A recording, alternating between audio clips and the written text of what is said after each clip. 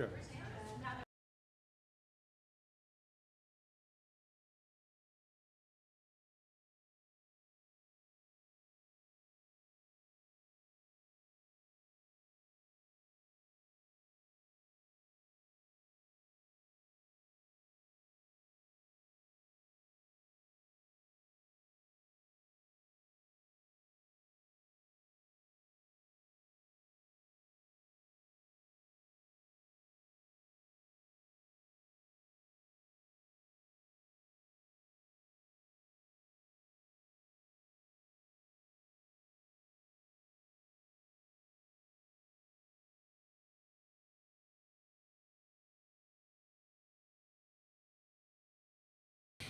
Good.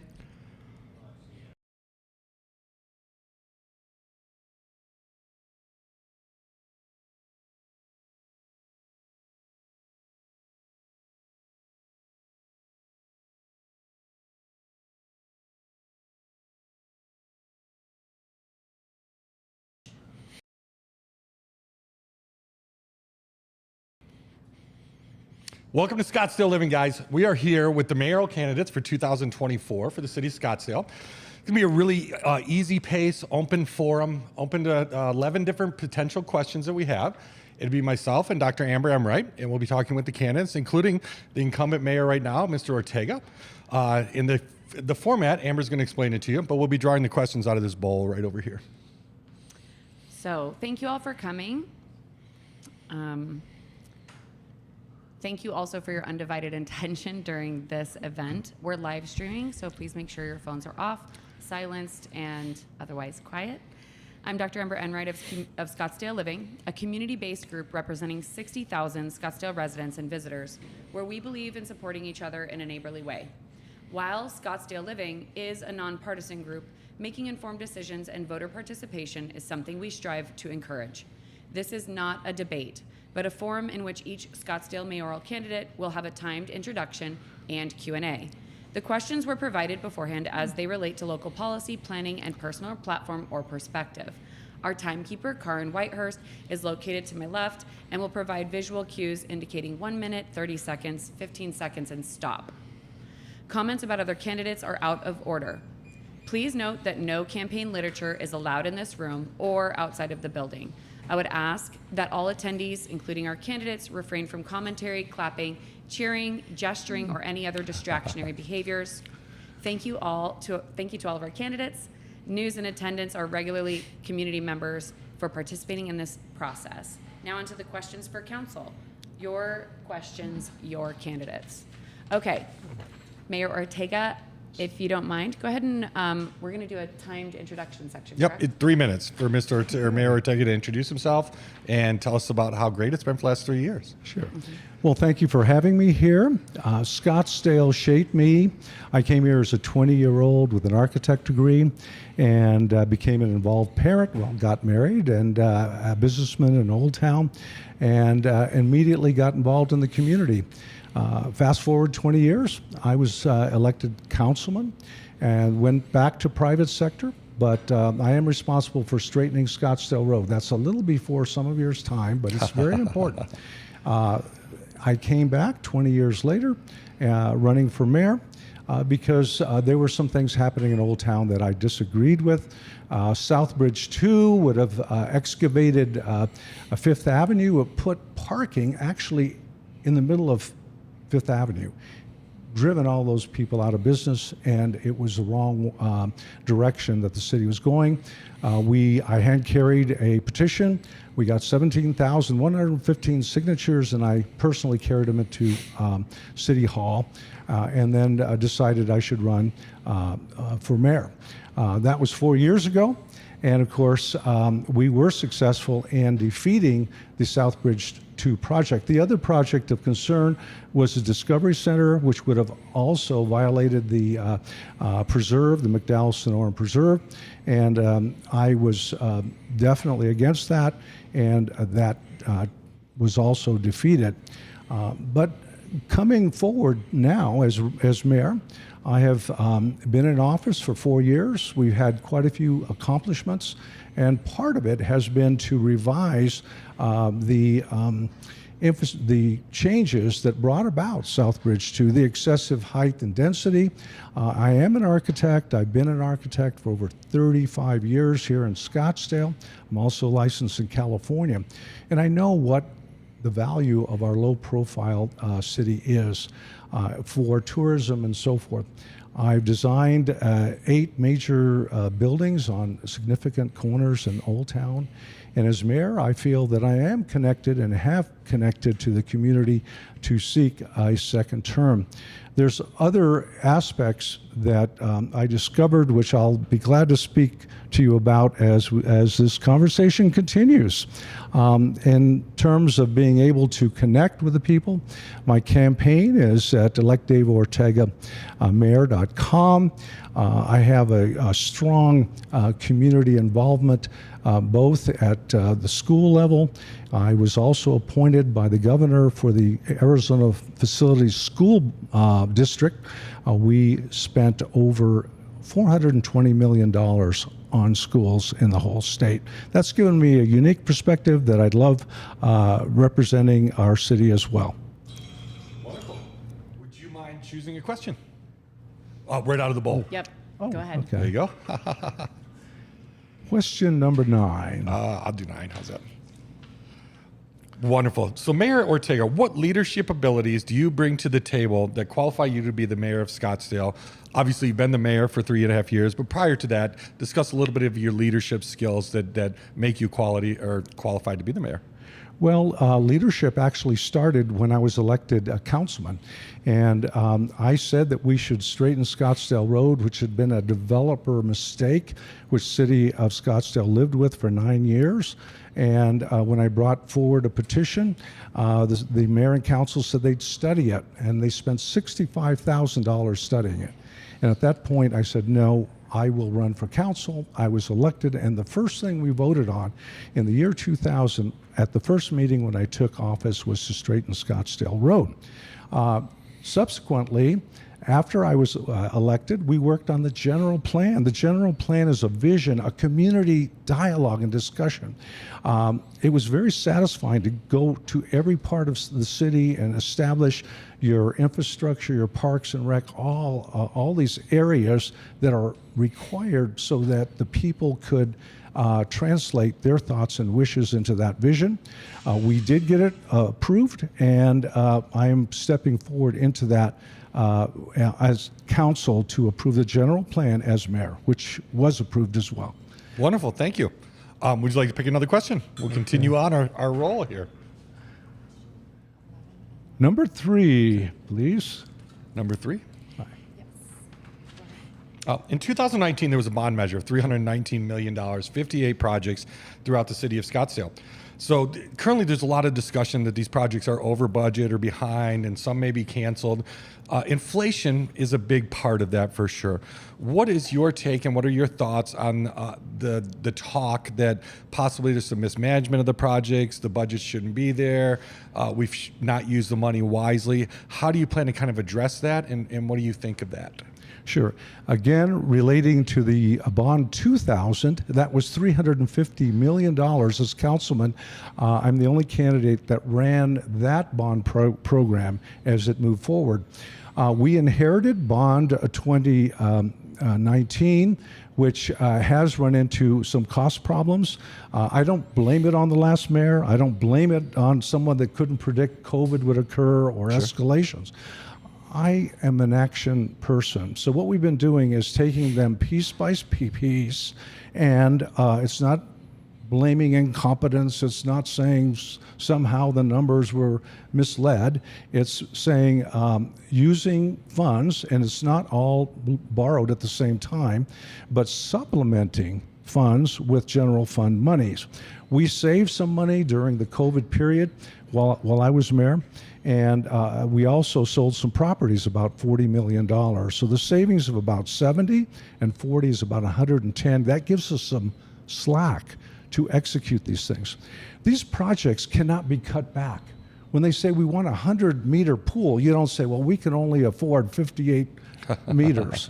And we're, you guys are making mistakes. No, you actually go into the kitty and you look at general funds and you apply them. And we are able to do that in spite of inflation. As an architect, I happen to be the only architect mayor in the country.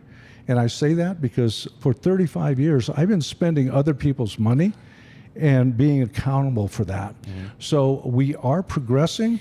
We have some major projects that are getting built, and we cannot get confused between normal projects, capital improvement projects, which may have supplemental money from the county as well as our bond projects.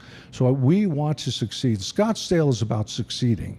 Scottsdale is about looking at the score and making those decisions. One of the most important projects is the Fire Academy, Fire and Police Academy. Now again, they were working out of a double wide basically. That was not worthy of Scottsdale.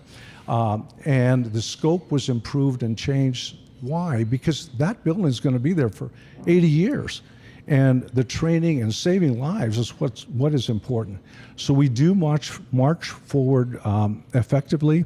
I have toured the building. I enjoy construction inspections. We also have a police academy, so they will co-train. And then finally, we're bringing on the ambulance component, which is an important crisis, from the crisis all the way to the emergency doors. And City of Scottsdale is going to have secure resident health and safety is our number one requirement.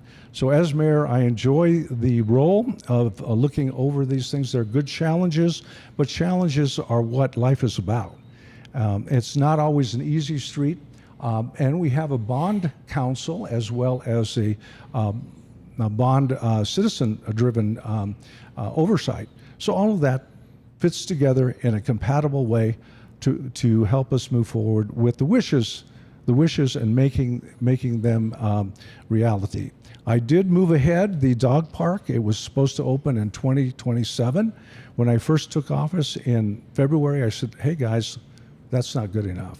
And there was too much pressure on Chaparral. And by the way, in the year 2000, I was on council when we opened the Chaparral Dog Park. So I know it's a people pleaser. People will come in a pickup truck or a Porsche, and they're going to go there and just be Scottsdale, practice our etiquette, enjoy life. And we will be opening in the spring the new Thompson Peak off-leash dog park, an asset that will be here for many generations, and it's also part of the Bond 2019 projects. Beautiful. Thank you, Mayor. Go ahead and draw another one. Number 4.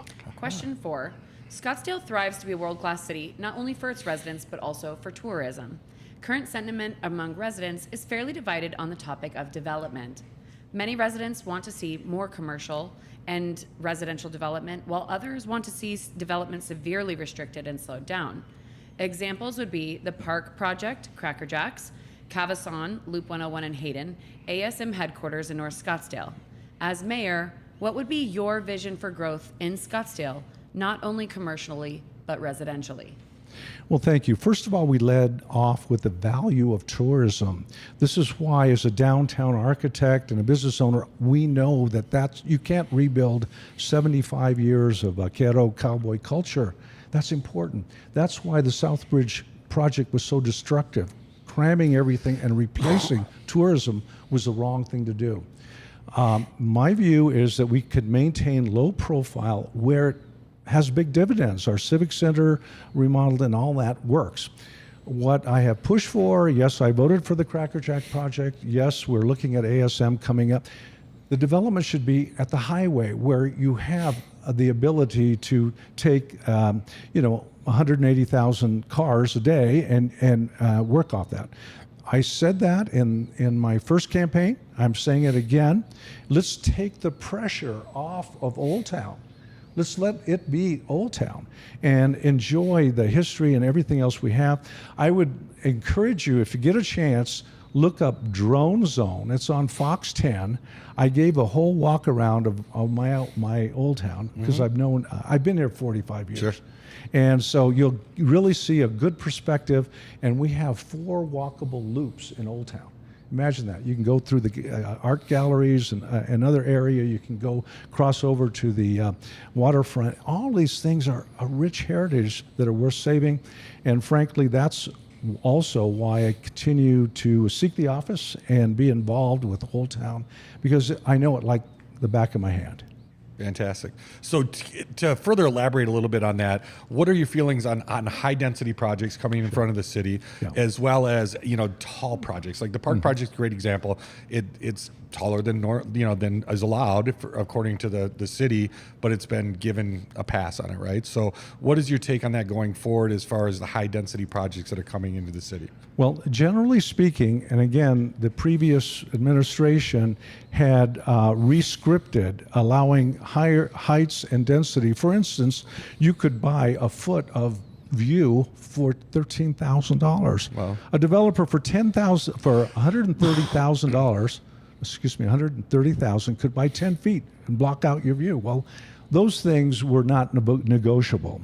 When you look at the height and density, it was given as a subsidy. Essentially, it was jacking up the land prices, and then the speculators were looking at it to flip it. That's the wrong approach because it didn't really fit. They could get excessive height or density approved. They thought that they could bank on it. Well, what was happening is these projects couldn't be built because you have to go down. You lose money. There's a sweet spot to make money. In the case of Cracker Jack, the tallest building is 820 feet from Scottsdale Road. Come on. Okay? It's against the MVB, the motor vehicle. Sure. It's a backside of Promenade. It ain't the end of the world. It works. I know George Kurtz personally. He's bringing high tech here. Scottsdale has always had high tech. We had Motorola. When the president said we're going to land on the moon, Scottsdale got a big piece of that. Okay, JFK said it. All the communications and even the command module communications were put together here in Scottsdale. So it's not surprising that ASM, which is the #1 leader in fabrication of chips, they make the robots that Intel buys and Taiwan Semi buys. So this is an amazing place with an amazing record that is compatible, and we shouldn't rub out one part of our culture for the other. So that's my approach. I look at every project step by step. I'm pretty analytical. As you know, somebody thought they wanted to put not a $1 billion, not a $2 billion, a $3 billion project right across the Scottsdale Road. Yep. And that was a paper project. The guy was heading out of town, and he decided to say, throw up a smoke screen that suddenly this would recapture everything. Well, the deal would have been no property taxes, no school taxes, no sales taxes. All of it would go to the kingdom of that purpose, and it would have jammed up Greyhawk and choked off the development of our Scottsdale Road. That's why I stood up and said, guys, not only is this a fantasy project, it's also planning to build 400,000 square feet of office when there's no need for it, and getting property income and all those taxes abatement. I mean, that is crazy. That's not free market.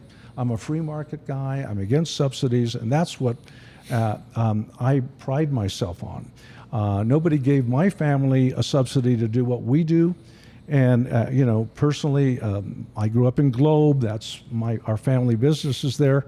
And, why have handouts for billionaires? So that's how we roll here. And it's a strong message, and it needs to be said. It's not like we're going to be flippy-floppy about it. And, well, maybe, no. It just doesn't work. And it shouldn't work.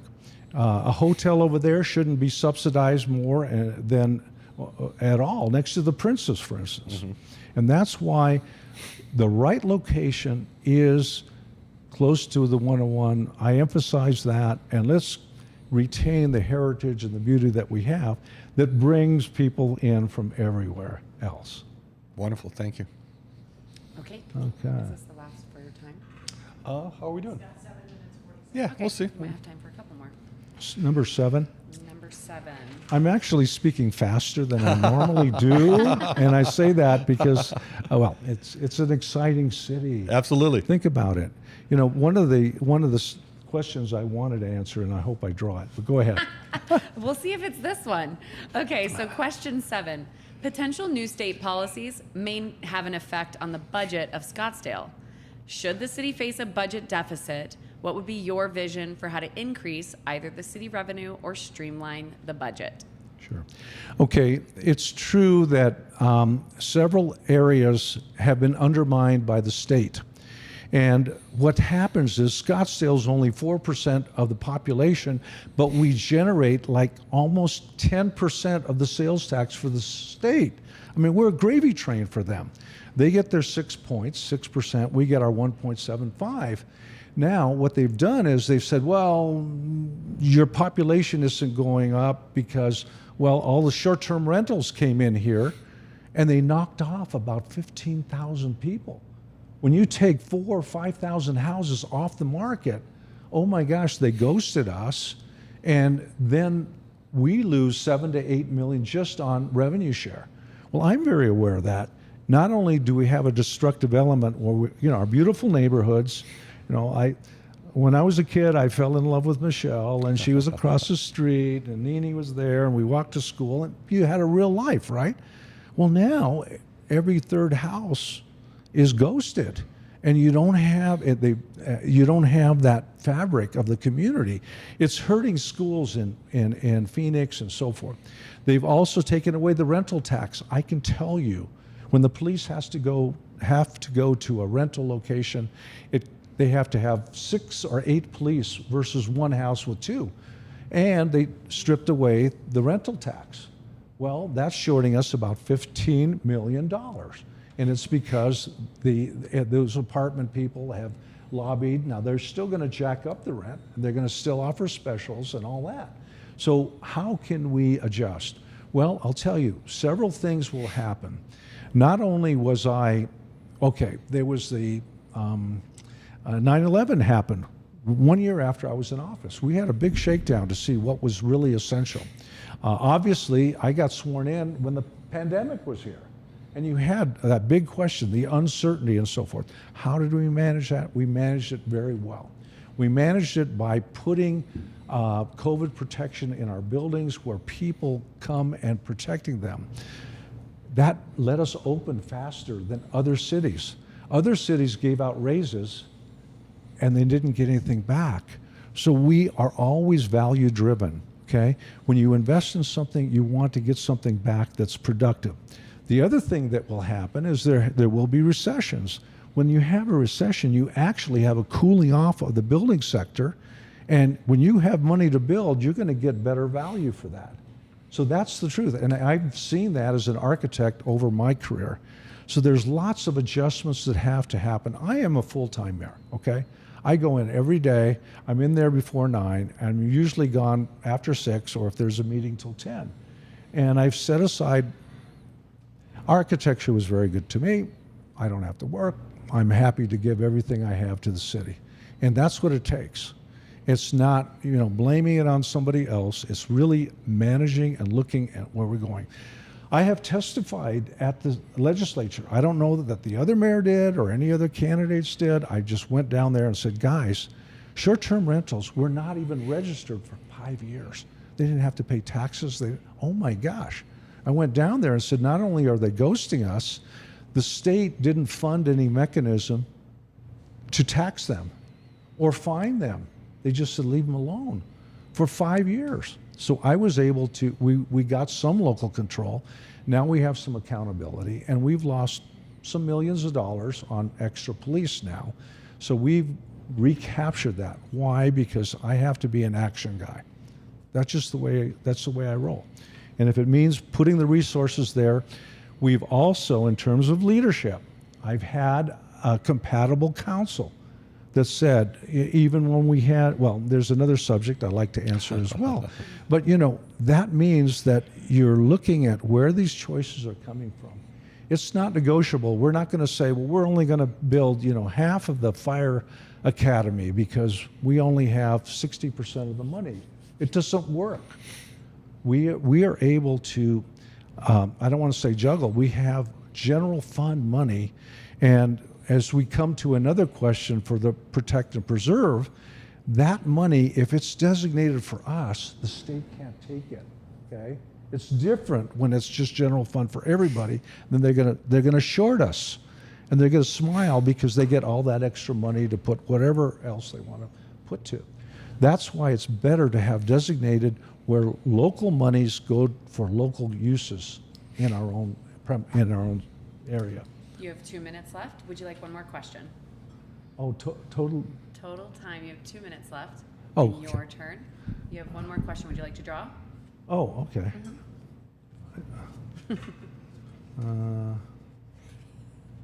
He's feeling which one. I guess I've been looking at one this whole time, so I'll just say question number one. Question number one. Question number one. Question number one is an easy one. Oh. So why are you running for mayor of Scottsdale? You know, I'm running again for mayor. I find that being mayor is joyful. I find that being out in the community gives me the pulse. I'm criticized for being out too much. Well, that's okay. I go to schools, I talk to them, I'm at ribbon cuttings. As an architect, I'm used to going to ribbon cuttings, but now I'm the mayor. Sure. And it's a joyful thing, and we have to check on them from time to time. There are many things were accomplished that could not or would not be accomplished before. The anti-discrimination ordinance, most businesses roll. You know what housing authority says. You know what that's about. As we look forward, I believe that I'm a project-oriented guy. So as we look at projects, let's find a way to make them work. And I can bear the criticisms, but it's easier to say when I'm criticized, how about all those apartments? Well, 23,689 apartments were approved before I took office. Okay? So when someone says that, the traffic is bad, and it's like, guys, I'm here to remodulate this thing and calibrate it down. The ones that you see up there at Optima, they're right on the freeway, they're not in your face, they're doing their job. So as we move forward, I hope that we'll always be open. I'm optimistic about Scottsdale as we go forward, and I'll do everything I can to keep us clean, beautiful, safe, and about our wellness. Your wellness and my wellness. Thank you, John, so much. Thank you. For having me here. Yeah. Absolutely. Thank you. So Thank you so you much. actually have 3 minutes if you'd like to close. Oh, good. With any topics that we may have missed or questions that you may have wanted to answer that we didn't get to. Sure. Well, the topic is water. When I came into office, one of the things, we were in the throes of COVID, but we had this mega drought happening that was really going to crush Arizona and the other states. What was it crushing? Our residential, commercial property values are all based on water, okay? Water, sewer, and services. That's why Scottsdale is so strong. If you don't have water, you find out what happens in Rio Verde. They don't have fire hydrants. Mm-hmm. If they need to call the sheriff, it takes 2 days to get there, okay, to file a report. They got dirt roads, okay, they want that.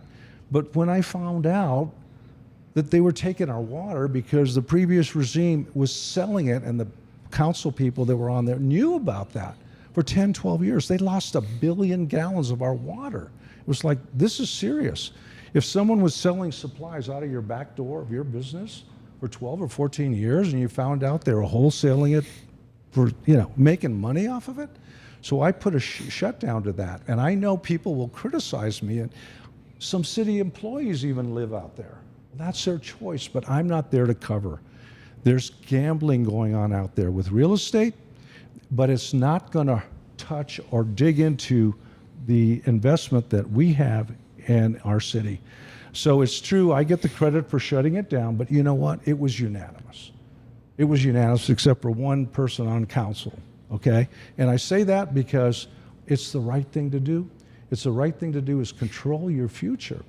And with that, the first year, we saved 68 million gallons of water just by saying, guys, you grown-ups, do it yourself. Have a good day. We've been working at it for 55 years in Scottsdale, and I've been here 45, and I'm damn proud that I helped build the system that's supporting it, underpinning the value in our schools, churches, businesses, and in my own house.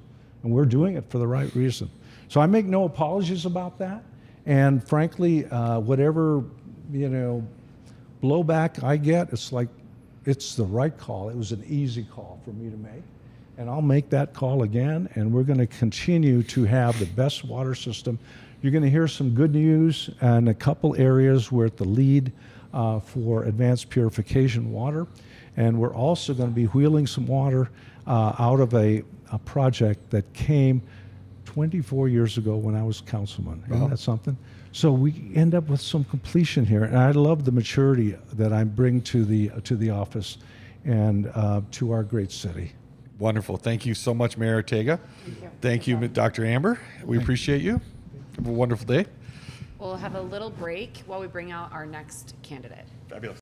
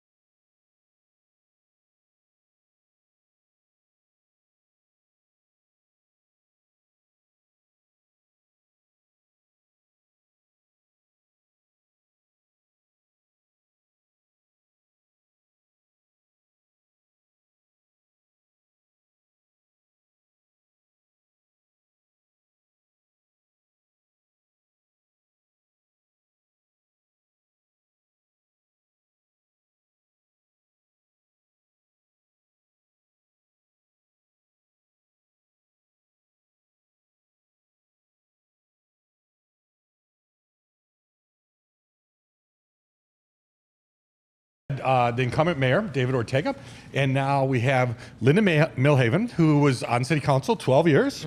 It's been out of the game for about a year and a half. That's right. But back in action. We appreciate you being here. Thank you very much. Well, thank you for doing this. Absolutely. So Dr. Enright, take it from there. So you will have a 3-minute intro to introduce yourself. You also will have 11 questions to choose from, which you've been provided previously. And the only thing of note is that comments about other candidates are out of order for this proceeding, and it's a Q&A, not a debate. At the end of your question time slot, you'll also have a 3-minute closing. Okay? Great. Karin Whitehurst will have signs for your times for opening, closing, and then the question period, you can choose to tailor the duration of your answer as you see fit. Are you ready to begin? I'm ready. Let's go. Okay, without further ado, Linda Milhaven, former 2011 to 23 city council person running for Scottsdale mayor. And here's your 3 minutes. Here's of my 3 fame. minutes. Well, thank you very much. Well, I'd like to start out just by saying that I've been endorsed by the police officers of Scottsdale Association, and I've also been endorsed by the realtors, by the Scottsdale Area Association of Realtors. The other big group in town, the firefighters, have not announced who they're endorsing, but I can share that when I ran for council 3 times, they endorsed me each of those 3 times. So we have been very proud of their support in the past. I'm running because I believe I'm the most experienced, the most knowledgeable, and the most skilled candidate. My grandmother used to say, if you're not moving forward, you're moving backward, because the world will change around you, and you may not like the changes, and you may not be prepared for the changes. And so I'm running for city council to make sure that we continue to plan for a prosperous future in our community. A little bit about me. My family came to the area 50 years ago. I graduated from Paradise Valley High School and went out into the world to seek my fortune. Went to college, got an MBA in finance, and started my banking career. I spent 40 years in banking and came back here to Scottsdale 35 years ago to make Scottsdale my home. I was the community bank president here for 12 years as part of my 40-year career, and serving the residents and small businesses of Scottsdale. And what bankers do, they also join the chamber, and so I got very active with the Chamber of Commerce and served as their chair. I also served as the chair on Scottsdale Arts, chair of the Better Business Bureau. I was on the National Council of Better Business Bureaus, so I spent a lot of time over the 30 years contributing to Scottsdale, and was very proud this year to be inducted into Scottsdale's History Hall of Fame for my contribution. As you mentioned, I spent 12 years on City Council, and I'm very proud of that.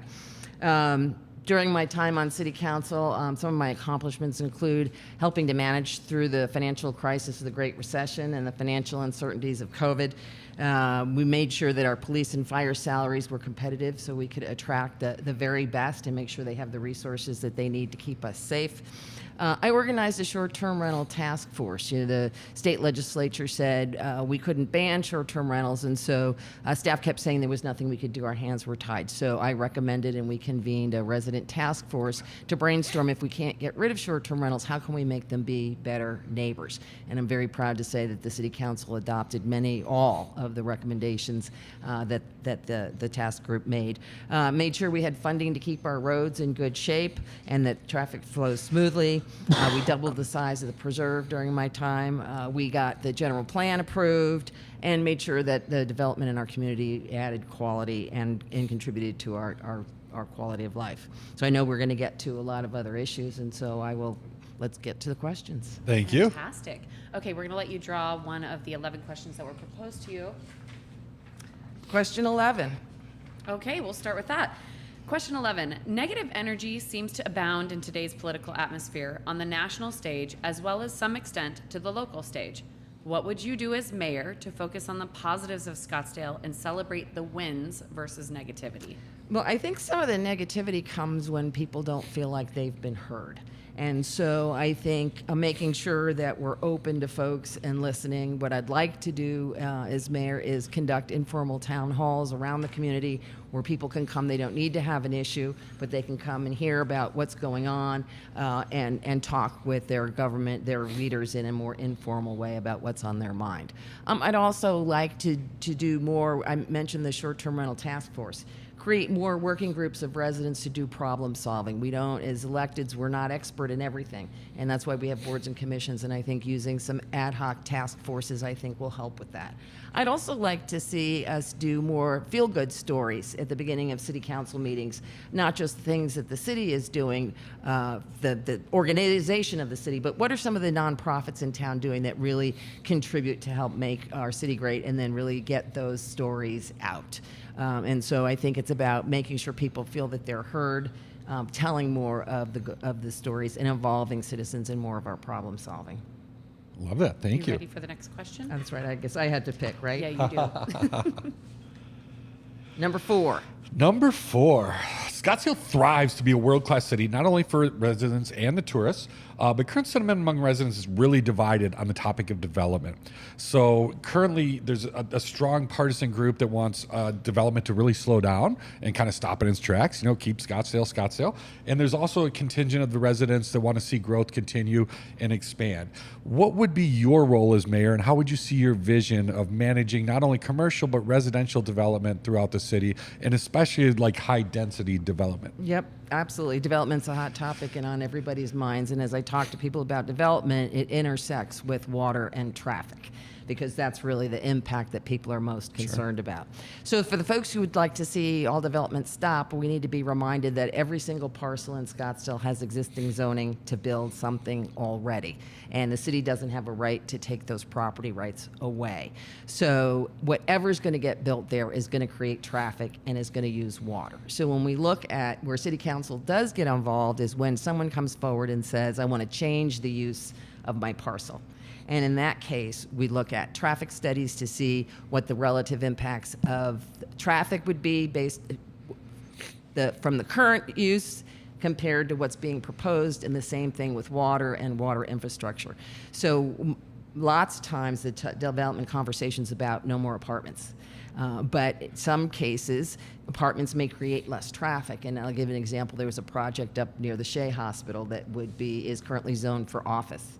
So if you think about, and it was proposed for apartments. So the same size building, the same tall, but apartments, not medical office. Think about a 1,000 square foot apartment might have 2 people. The average is really less than that, and they go to work out of their home every day. And compare that to a 1,000 square foot doctor's office that would have a physician and several assistants and patients coming in and out all day. That office building would create more traffic than those apartments. So we need to be mindful of that. There's another example of a project up at Scottsdale and Shea where the old claim jumper would replace restaurant uses with apartment uses, and the water studies show that it would use less water. The apartments would use less water than the restaurants would use. So I think when we're looking at development, we need to look at the relative impacts.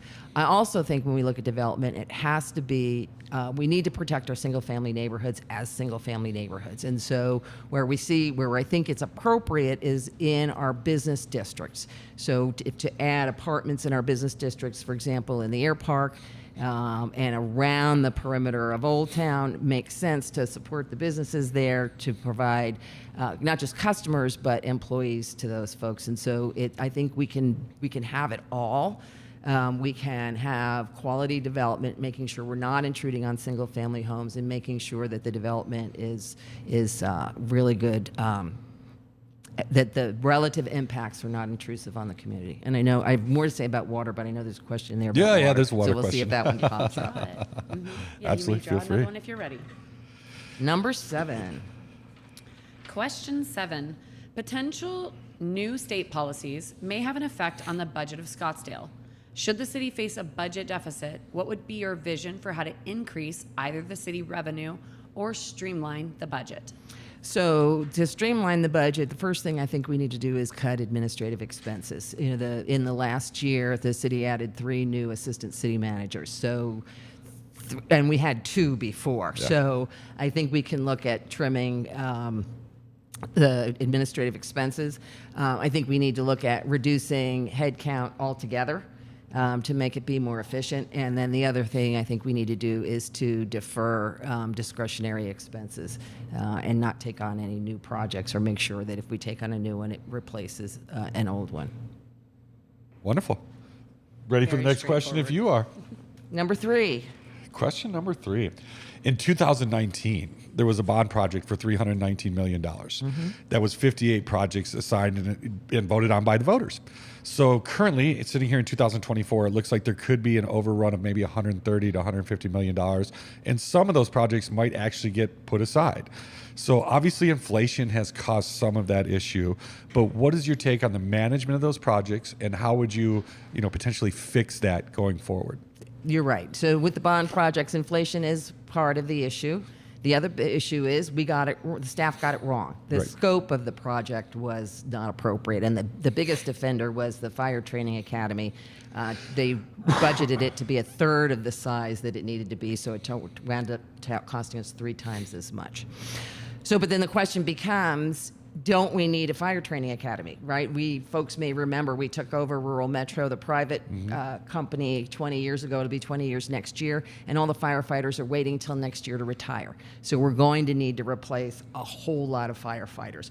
So the question is, well, do you build a facility that's don't build it, or build one that isn't adequate, or build one that we know will get the people we need to keep our community safe? And I think the answer is the latter, that we need to build the facility to keep our folks safe. Now, here's the happy accident. If we had had a crystal ball back in 2018 when we priced out the projects and all of the same projects were included in the bond would have been a bigger dollar amount, which means that you would have paid more in secondary property taxes than you're paying now. The happy accident is you are only paying 2018 prices because that's all the bond authorized, and the city was able to find money from some one-time property sales to give us the fire training academy that we need. And so while it's unfortunate we got it right, the happy accident is you're paying 2018 prices for those projects. Now, in terms of some of them may not happen, that's fairly typical. Especially when we made a promise to the citizens that said, we won't bond any faster than we're paying off. So for example, you pay off your mortgage, you take out a new mortgage, you have the same payment. So we knew we had bonds that were coming due, so we weren't going to be paying for those, and we wouldn't add any more. So when we make that promise to say we're not going to increase your secondary property tax, we're going to keep it even, it means that it takes us longer to do the projects. Sure. And over time, inflation has a bigger impact. And I think that's part of what you elect folks to do, is to make decisions to say, what are the most important projects, what are most critical, and if we're not going to have enough money, then we need to make the difficult decisions and frankly not do some of them. Sure. Or look for other sources. So is your take on the bond projects as whole and the management of them that they were managed correctly and they have been managed correctly by the city, or is it more of that was just up front it was done incorrectly and inflation kicked in as well? Well, it's both things, right? Okay. So no one could have anticipated COVID or Sure. the supply chain issues or the unprecedented inflation we've seen. So that was not predictable. In fact, if we'd predicted it back in 19, folks would have said, you're padding the bill and it's not going to cost us that much. So that was not controllable. But the city did screw up in not scoping them correctly. What's ironic is there are some folks who are critical of the fact that the scope increased in some of these projects, and yet they're all excited about building a second parking garage with bond money that's going to expand the scope. So some folks who are critical about expanding the scope of the fire district, fire training academy, they're fine with expanding the scope of the parking garage. But I think that's what you elect us to do, is to make those decisions. Wonderful. Thank you. Number 1. Excellent. It's a softball. Why are you running for mayor? So as I said, I'm the most experienced, the most knowledgeable, and the most skilled. I think we need a mayor who can look for solutions, not just articulate what the problems are. And I think I do that, and I hope in my answers I demonstrate that I've got some solutions. I bring financial expertise, as I mentioned. I've spent 40 years in banking. I have a master's in finance and 12 years on city council. I know how the city works. I know what the finances are. I know what to look for. And I'll give you an example with the protect and preserve tax, which I'm supporting, but I thought there was a better way for us to do it. The second preserve, so there's 2 preserve taxes, where the first one's expiring, they want to replace it. The second, if it runs through its term to 2034, will create a $250 million surplus. I think we would have been better off, it would have been more prudent for us to have asked the voters to expand the use of that tax. As folks may know, we can only build trailheads and buy land with that. We could have asked the voters to expand the use of that tax to support parks and maintenance and operations of preserve, and we wouldn't need the second tax. I went to City Council and said, you're going to have a surplus. They said, no, we're not. And I had to take the page out of the budget book to show them Sure. this is how this works. So I think my financial expertise, I think, really distinguishes me and helps us manage. I know we have some financial challenges ahead, and I think that my expertise helps with that. Also, having worked in this community, I know how the community works. I know how to get things done. I know how to create relationships. I collaborate. I listen. I problem solve. I include folks in decision making. And I think we need a mayor who can do all of those things. And I believe I'm the right person to do that. Great answer. Thank you.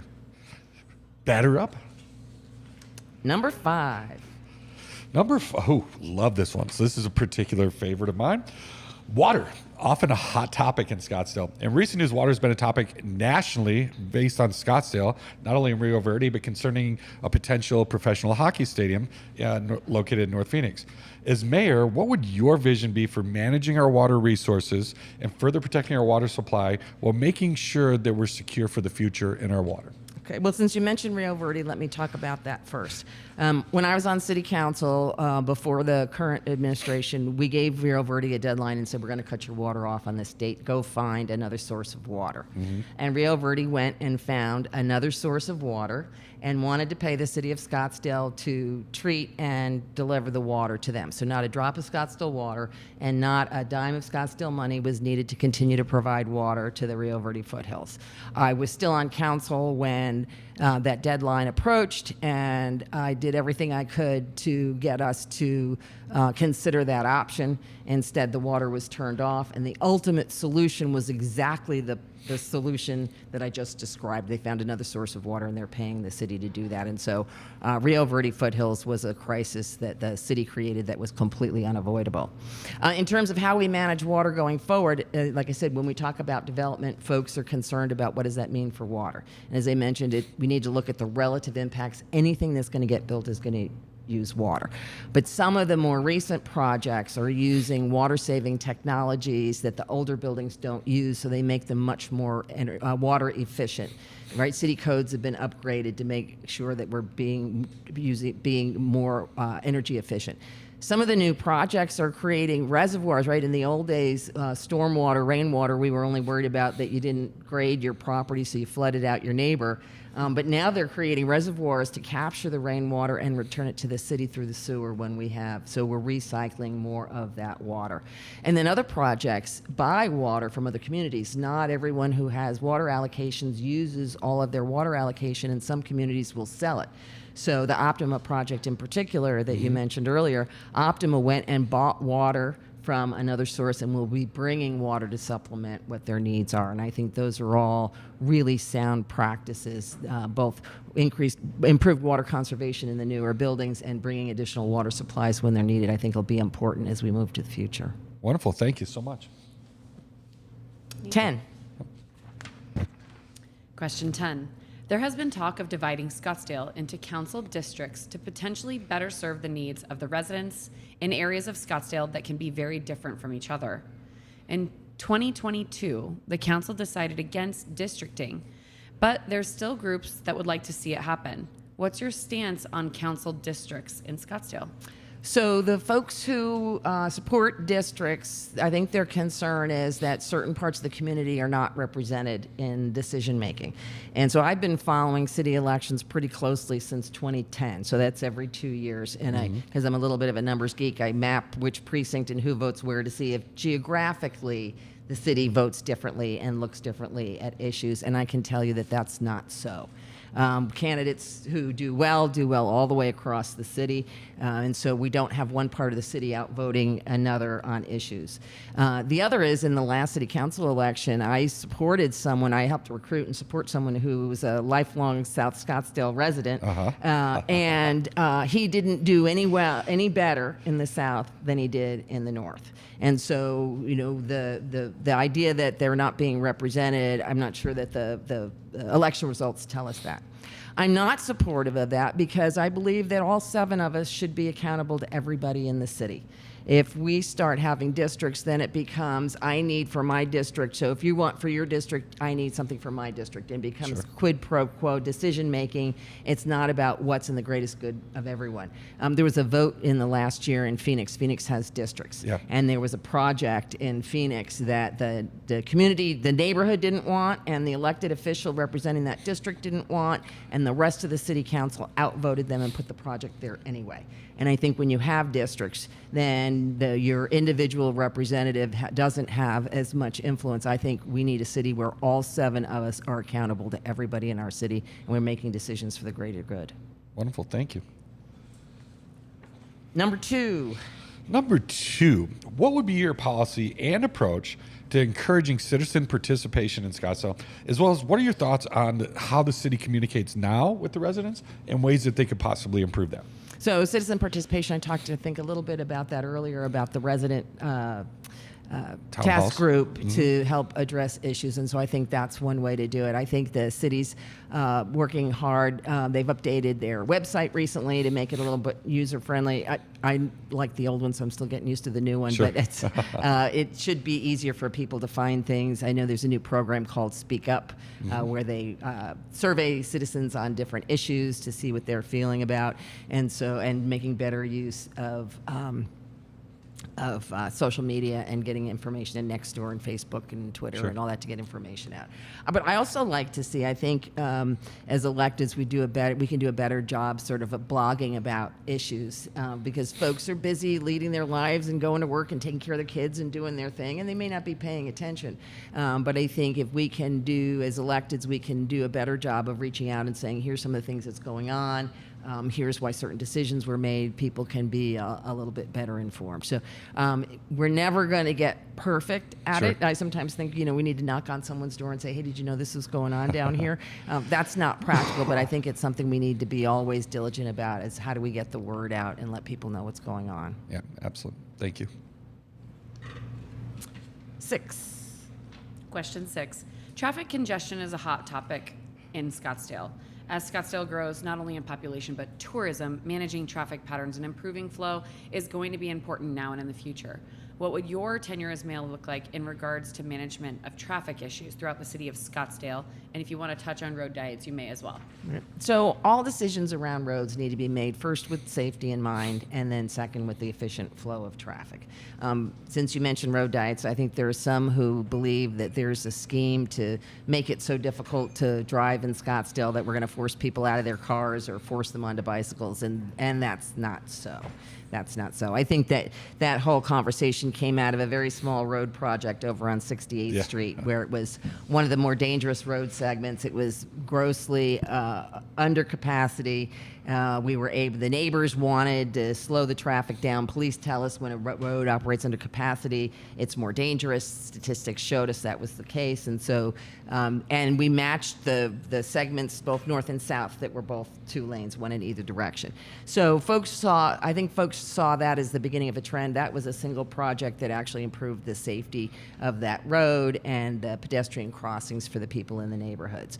The Transportation Action Plan does talk about considering when we're repaving roads that are operating under capacity, should we reconfigure them? But each project is considered on a case-by-case basis. None of that is carved in stone. It's more of a, as we get there, let's think about this. And so, like I said, we need to be looking at safety and traffic flow. We do have a traffic issue in Scottsdale. We used to be the envy of the world with our signal timing. Yeah. And we have just no more. So we need to get back to that. You might have also noticed we also used to always have lagging left turn signals, and some are leading and some are lagging. Well, that interrupts the efficient flow of traffic and gets us to back up.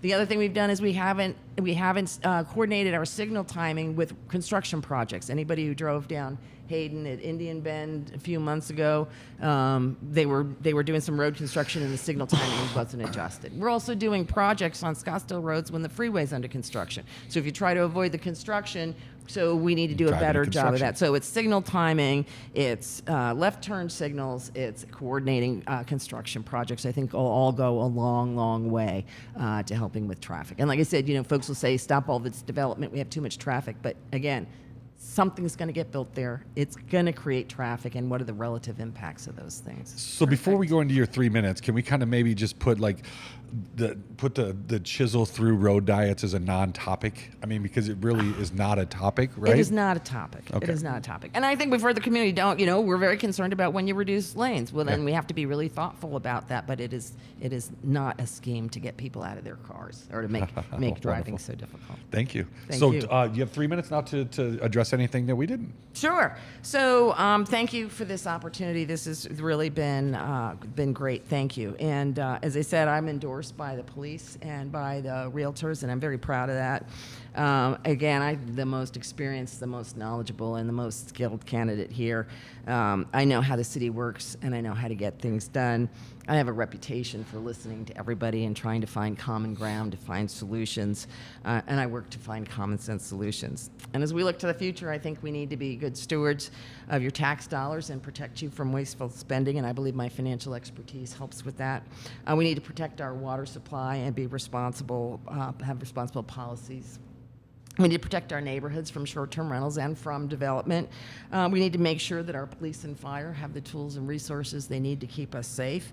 We need to protect our preserve and our open spaces and our parks. And we need to ensure our roads are in good condition.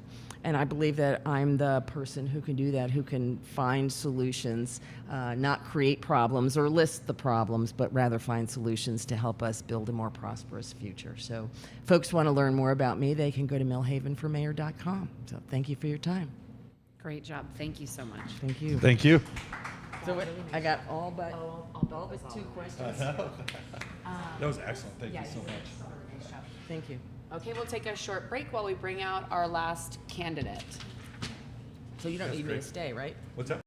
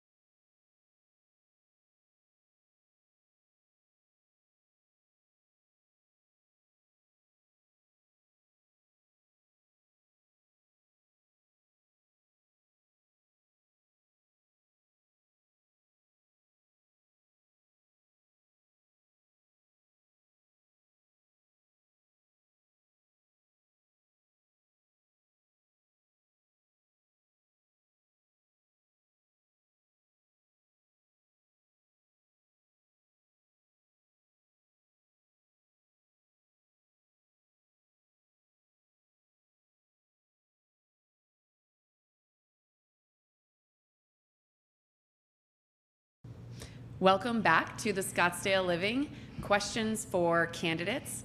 Our questions, the candidates' answers. So we're back, and we have in front of us Lisa Borowski. Lisa has also served as a former city council person. What were the years of your service? 2008 to 2012. So Lisa, this is the format. You have 3 minutes for an introduction. You'll have 3 minutes for closing, and then you have time for questions in the middle. If you choose, you can delegate your time for those questions in the middle by choosing these cards, and you can move through them as you please. Okay. Yes, so without further ado, go ahead and do your introduction for 3 minutes. 3 minutes. All right. All Well, about you. thank you. Absolutely. First of all, thank you, Amber. Thank you, John, for having me back. Absolutely. It was a delightful experience earlier this month, or I guess, late last month. this summer. And in 2020. So I really appreciate the opportunity. I'm Lisa Borowski. As you all know, I'm running for mayor July 30th. I cannot wait to see the results. I'm Yep. very excited about that. I've lived here all my life. I'm a Valley native, lifelong Scottsdale resident. I'm a mom. I've raised my daughter here. She's 19. And my career has been dedicated to representing homeowners across the state for construction failures. I'm a lawyer, and I've literally represented thousands of homeowners and recovered for them when their builders did not uphold their promises. So I have a long track record in the city. I opened my law firm here 20 years ago, so I'm also a small business owner. And as you mentioned, I did serve on City Council 2008 to 2012 as a pro-business candidate, and lowered regulations for businesses, and also reined in the budget. I'm a strong fiscal conservative, and I think those are still the cornerstones of why I'm running for council. Sure. The economy and a fiscal conservative approach to taxpayer dollars. I am endorsed by just so many wonderful people, all the conservative leadership in our districts. So I'm very, very proud of that, as well as non-conservative necessarily. And just, it's been a great experience this campaign. I'm looking forward to getting back and representing the citizens of Scottsdale. Fabulous. Thank you. Would you go ahead? Sorry. Only rules for answers are not to mention other candidates or speak to them, I guess, essentially. So these questions are for you. When you're ready, you can draw your first question. Okay, thank you. Where's the question? That's the number. Oh, number 3. Yeah. Wait. It's just my card. That was easy. So this is one of my favorite questions. So 2019, there's a bond project, $319 million, consisting of 58 different projects voted on and approved by the voters. Going into 2024, 2025, it looks like we may be running $100 million to $150 million over budget on those projects, and some of those projects might actually have to go away. So obviously inflation was a big part of that, but also what's your take on the management of the whole projects and where that's headed? And as mayor, what would you do to hopefully kind of bring it back in line? Great question, and this is a very big issue. One of the things leading into this campaign for me was I knew that overdevelopment and traffic and all the things we can look, feel, public safety were big issues. But the really reckless spending at City Hall, I think, is the best kept secret since this campaign, and that's something that I've really been super surprised by, and I think it's a very, very big issue for our citizens in Scottsdale. To your point, 2019 bond projects. I ran in 2020, as you remember. Sure. I was narrowly defeated by the current mayor, and as part of his platform, he touted his expertise as an architect and full-time mayor, full-time architect to keep the 2019 bond projects on schedule, build them out on budget. Okay, so and he's published that a number of times since. So it couldn't be further from the case. I think the biggest problem with the severity of the overruns on the budget for the 2019 bond projects is that no one's allowed to talk about it. So there's a real lack of transparency, accountability. Hey, there could be really good reasons, but no one's talking about what those reasons are. Inflation just doesn't cut it. It's for the inflation 2020 to present 54.19%. So these projects, the sewer expansion project, I don't know if anyone's talked about that with you. Sewer expansion project, let's use this as one of the examples. And full disclosure, it's the most egregious example. It started at a $6 million approved project by the voters, right? So then it went to 12 million. Then it went upward from there. Well, a month or so ago, it was approved at $68 million for the same project. That's the spend, with the caveat that it might be even more. It was, carte blanche by the majority approved, and that's just simply unacceptable. I mentioned I've represented thousands of homeowners across the state. I've also, during my career, represented hundreds of associations. So, and so, I love this analogy. If the mayor was the board president, and it was a $600,000 roof repair that went up to $6 million, he'd be recalled. So it's simply unacceptable. At a minimum, we deserve answers for why these projects they appear to be mismanaged. Now, if we had a better explanation, that would be good, but we don't. Sure. So, Wonderful. Thank you. Go ahead and draw your next question. I just want to add that if you're going to have a project that's going over budget, that it was voter approved, I think it's incumbent, especially to those levels, that we go back to the voters to revisit this. Sure. Or at least stay close Sure. to within budget. Or explain it. Sure. Yeah. 7. Potential new state policies may have an effect on the budget of Scottsdale. Should the city face a budget deficit, what would be your vision for how to increase either city revenue or streamline the budget? So that's such a big question, and there are so many ways to do this. 2008 to 2012, we were climbing out of the Great Recession, right? So I had both the luxury that, it was not great timing to get elected because there was that, big monster of the recession and what that did to the city's revenue. So, but the luxury was, it was baptism by fire on really applying my skills as a fiscal conservative. And it wasn't if we were going to rein in the budget and cut the fat, it was how quickly can we do that? So we were very, very successful. Jim Lane, Mayor Jim Lane at the time, and he and I led the charge on moving the city treasurer from that of an employee reporting to the city manager to a charter officer, which provided that critical element of accountability, for the city treasurer. And we also instituted the Citizens Budget Commission, which each member of the council and the mayor had a direct appointee, so that someone really, really skilled and educated in that type of work, analyzing the budget, CFO type, could go ahead and dig into the departmental budgets and see where there were savings that could be, could accrue to the benefit of the city. It was so successful. So one of the first things I would do is reinstate the Citizens Budget Commission. I know we're going to talk about getting citizens back involved in the process, and that was a key element for us. So in terms of, that's on the spending side, right? So that's one key ingredient. I believe as mayor that I'll be able to get in there and cut the city's the general fund budget by 15%. I really believe that, okay? Wow. I think there's a lot of fat. There's a lot, let's look at the city's staff. They're all great people. I'm sure they're doing a phenomenal job, but 23 to 25% staff increases across the city is really tough to explain. Sure. In any sort of environment. There's FTE held spots that, don't need to be held in the budget. That's something that we looked at very closely, and I think there's a lot of room to cut. But let's get back to revenue side.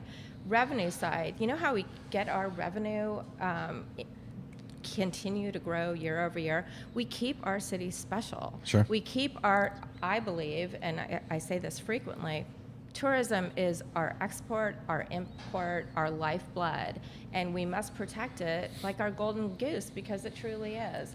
And continuing to do things in our community, make decisions that really work against tourism or wanting, having tourists want to come to our community, like overdevelopment, traffic congestion, getting our Old Town run down, and that we need to be very, very careful about that. We want people coming here to spend money, and Sure. that's what tourism does. Wonderful. Thank you. You can draw your next question when you're ready. Love this. I'm in charge of my own destiny. You are. 4. Oh, fabulous. Scottsdale thrives to be a world-class city, not only for its residents, but also tourism. So current sentiment amongst residents is really divided. There's a big division in this city between people that want development and want development to continue and expand, and to kind of keep Scottsdale the same, right? So as mayor, how would you look at development in the city, both commercially and residentially, and how would you approach that, looking at both sides that are interested in continued development and those that really want to slow development down? I think you actually can cater to both of those principles. I'm a big proponent of economic development, economic growth, and progress, right? I believe that high quality development has always been our reputation. We've always been a unique, our city's always had a unique character. We've always had kind of high end, more luxury feel and reputation. I believe that we have to keep our eye on the ball and continue to, as we develop the city, whether it's redeveloped, it's going to be redeveloped, Sure. generally speaking, because there's not that much open space or open property that's developable. But in terms of even commercial projects, let's keep it special. Let's have place a premium on high quality. In my opinion, having been here my entire life, since I was 8-9 years old, we moved to Scottsdale versus Phoenix. I can tell you over the last 4 or 5 years, there's been a complete deterioration in really the look and feel of the projects coming forward.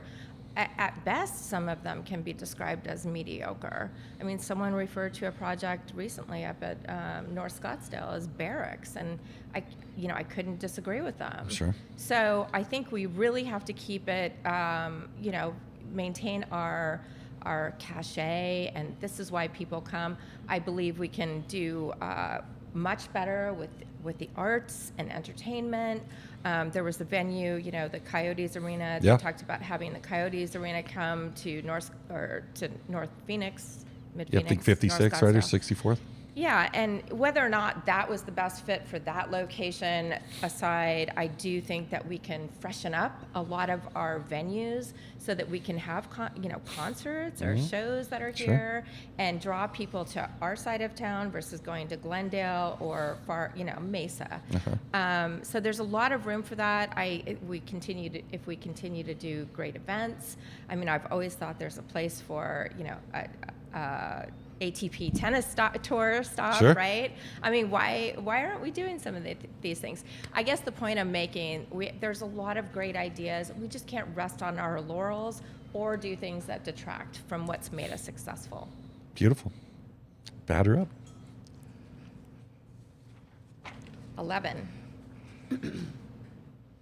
Negative energy seems to abound in today's political atmosphere on the national stage as well as some extent on the local stage.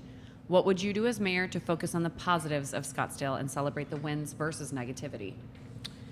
Well, continue to do great things as I've just outlined. I mean, look, I know for sure I was on the council. You cannot please everyone all of the Sure. time. There's no question about that, and you just can't.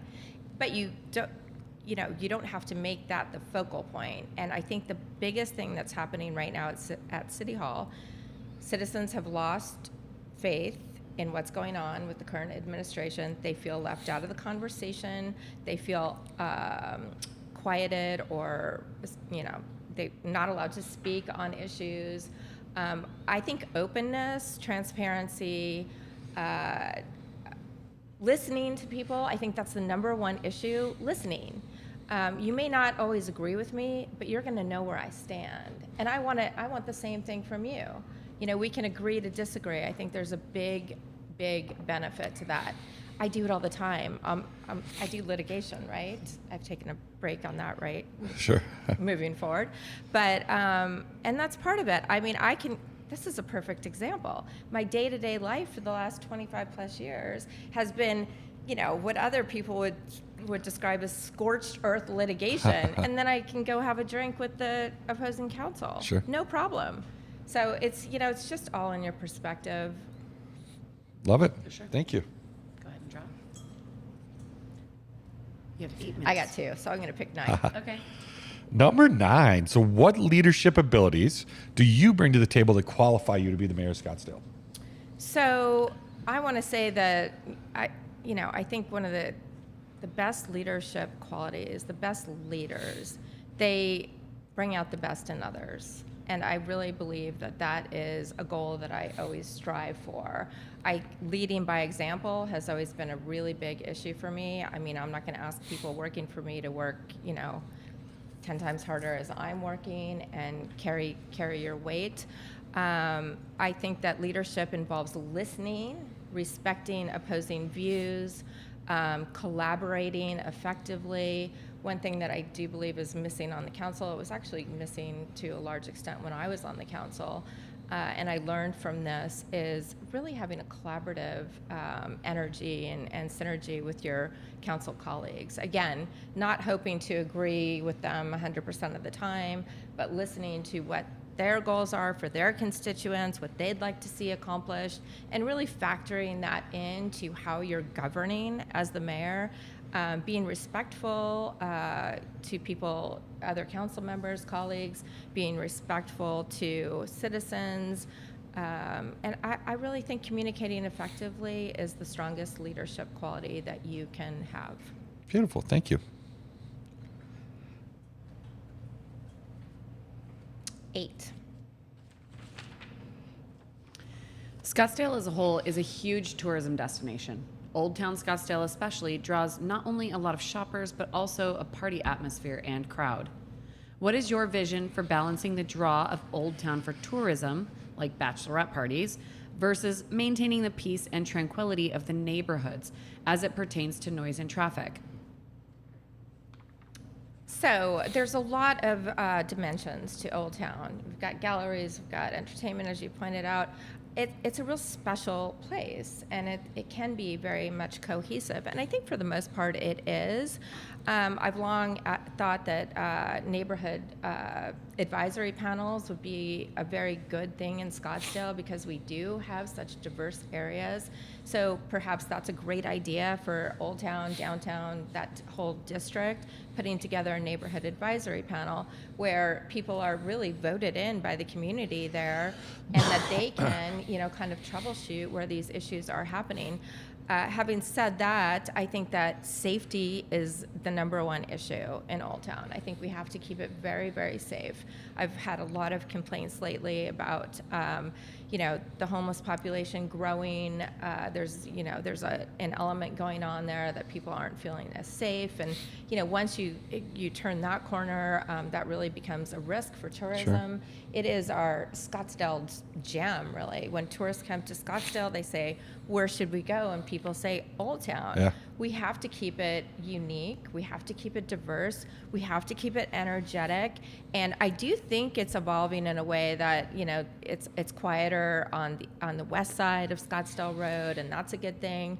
I really had a lot of success when I was on council, working with the hospitality, the entertainment groups, so that they would self-police, and that was very, very helpful.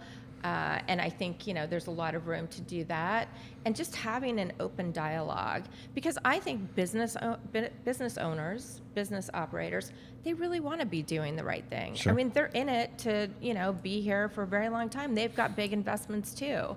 So and I mentioned this to somebody yesterday at a debate that we were at, I would pick the biggest vocal people in the community. Sure. and have them serve. Sure. Let's figure out the way to don't just complain about it. Let's get you on board. Let's you be part of the solution. So having someone from each, business profile, I think would be useful.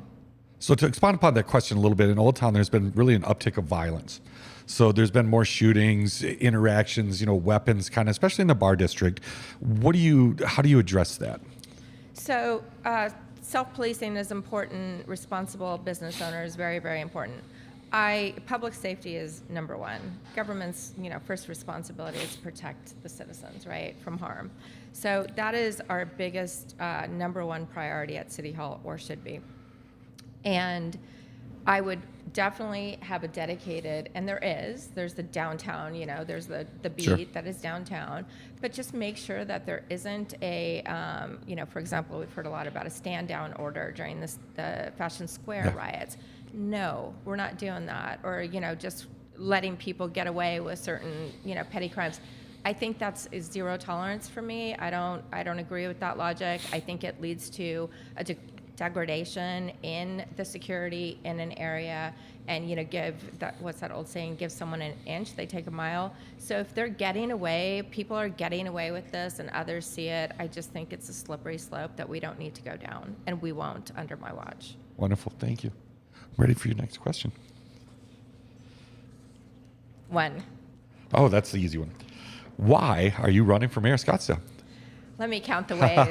So I'm running for mayor, and the reason I am doing that is because I feel an obligation to my community. Number one, I'm so passionate about our city. I grew up here riding horses where Cracker Jacks was, and Cracker Jacks was great while it was there. Well, now it's going to be another 1,300 apartment units. As you know, I ran in 2020, and I can honestly tell you I can't recall a day that I have gone out in public when somebody has not said to me, I can't believe you didn't win. I hope you run again. And so that's unusual. That is very, very unusual. Sure. Results happen and life goes on, and hopefully, the person that did prevail is doing a great job. But it's become even more and more increased over the last year. So I not only feel passionate about it, I really want to do a good job for my neighbors, my fellow residents, the citizens of Scottsdale. I want to protect Scottsdale's future truly for my daughter and her future family, for your kids and their future families. We're at a real turning point. I know people say that. I'm not overly dramatic when it comes to politics at all. I do think we're at a real crossroads in our city. I think there's been we've jumped on the wrong path. We need to get back on track. We need to focus on what's important to our city. That it wasn't until getting really involved, just like preparing for a deposition or trial, really preparing for debates and digging in and studying these issues, did I realize what a complete, a big issue it is on the reckless spending on taxpayer money. So that's a big deal. We are not going to it's not going to always be high times. Sure. We remember this. From my term, I remember this. We had the big, ramp up, and then there was the crash. That you have to be careful. You cannot just spend like there's no tomorrow. So there are many reasons why I'm running for mayor, and first and foremost is I want to help my community. Love it. So since you mentioned the park project, did that provoke inspiration for you for a reason that you're running? And if so, how? Absolutely. I mean, I'll tell you this. We rode horses there from the time I was 10 years old, and this is what's missing about what everyone loves about Scottsdale. I'm not suggesting we should still have the barn, the big show barn Sure. on Scottsdale Road, but I am suggesting that we keep our character alive and well. And, horses that we grew up with are still on the property, right? And so Yeah. it's kind of a tearjerker for me to see the entire city landscape change. Sure. And I think for a lot of people, it's palatable. Wonderful. So that's our 20 minutes worth of questions. Now you have 3 minutes to wrap up anything we may have missed. I don't know that you missed anything. We hit the highlights. I'm Yeah. really very thankful about that. I'm just looking forward to getting back representing the citizens Sure. of Scottsdale. I believe in terms of my background, I've talked about my my history as a career commercial litigator. I think there's a need for that at City Hall. Honestly, some big things that come up are STRs. Yeah. My opponent campaigned in 2020 that he would solve that problem. it seems little to nothing's been done. People still very much complain about it. Sure. I pride myself on working with other elected officials, which I would do as mayor with the state legislature, to really adopt some meaningful ordinances or restrictions that we can actually impose on the violators. I'm not saying all STRs, but I think the 10% that are repeat Sure. offenders are a really big deal. Getting citizens back into City Hall, making City Hall accountable, transparent, accessible, and most of all, be a strong listener for the betterment of our community, and do what's right. Love it. Perfect. Thank you so much. You did a great job. Thank you. Thank you, Lisa. Absolutely. Thank you. And that's been our closing for the Scottsdale Living questions for candidates. Thank Thanks, you. Amber. Thank you, Lisa. Thank you. Whoa.